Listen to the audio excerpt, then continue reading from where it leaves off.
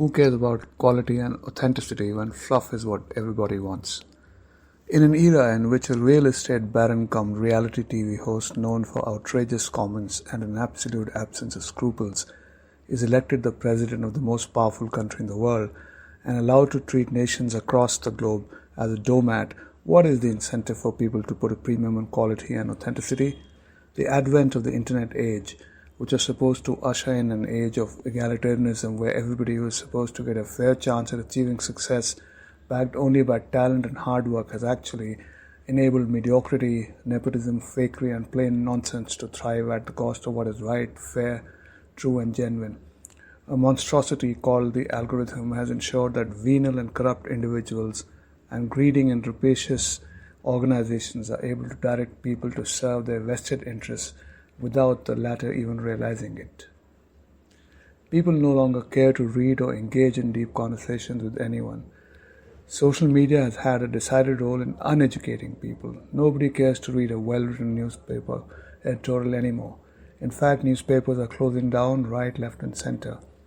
Leading television channels are an arena for deafening, slanging matches where not a single coherent argument is made or a convincing conclusion reached. The online media space has its own dedicated niches where people push their agendas safe in their respective echo chambers. Education has become a farce, with real estate builders and people with criminal antecedents opening schools, engineering colleges, medical colleges, and universities at will, ripping off hundreds of thousands of gullible students and parents.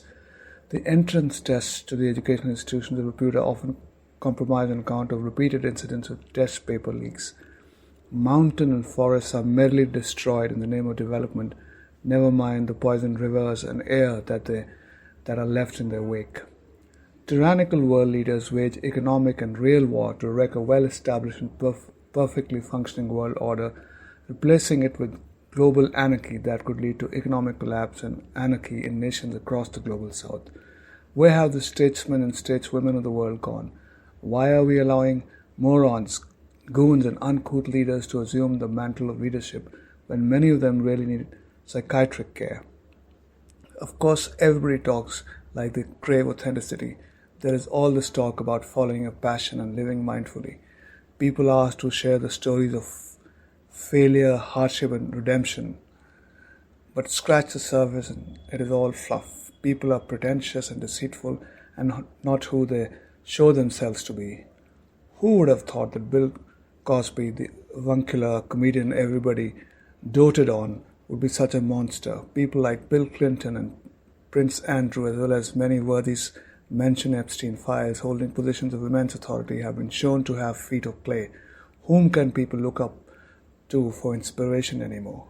We may be living in the post-truth world, whatever that might mean, and it's possible that people have always been like this, with the lid coming off what was always the way of the world. However, isn't there a definite feeling that something is off? Like everybody, the whole human race is more diminished than it used to be in the past. Man landed on the moon in 1969, and it was truly a remarkable feat, the culmination of the rise of humans from the forests and caves of the distant past to truly celestial glory. Come 2026, and they send humans to the moon only to circle it and not touch down. What did anyone feel about the event? Not even deja vu. It came and it went. We don't put philosophers, writers, and scientists on a pedestal. Instead, we worship social media stars with millions of followers whose claim to fame might be crazy and outlandish antics, and the ability to shock decent people on account of their facility with expletives. We have passed the stage of expecting there to be a rebound to a world where honest, hardworking, decent, and competent people would inevitably make it to the top. They cannot. The system is loaded against them.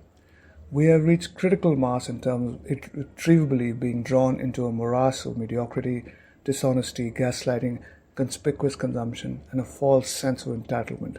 Far from nursing a damaged moral compass back to health, the world has thrown it away.